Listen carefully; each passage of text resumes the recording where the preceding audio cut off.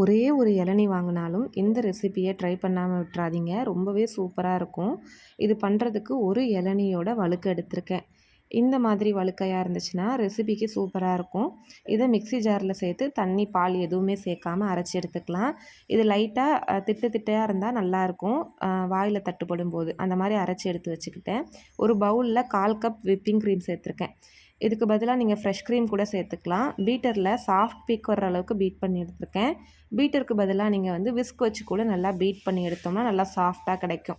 இதில் அரைச்ச அந்த இளநீ வழுக்கையோட விழுது கூடவே மில்க் மெய்டு சேர்த்து, மில்க் மெய்டு 1/4 கப்பு சேர்த்துருக்கேன். சேர்த்து நல்லா மிக்ஸ் பண்ணிவிட்டு ஒரு பாக்ஸில் சேர்த்து மூடி போட்டு ஒரு 4 ஹவர்ஸ் ஃப்ரீசரில் வச்சிடலாம்.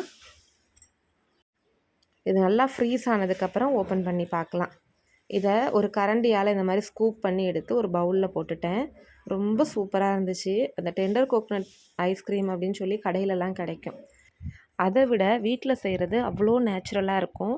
நம்ம இந்த தேங்காவை ஒன்றும் பாதியுமாக அரைச்சதுனால ஒவ்வொரு முறை சாப்பிடும்போதும் அந்த தேங்காவோட அந்த டெண்டர் கோகனட் ஃபீல் அப்படியே சூப்பராக இருக்கும்.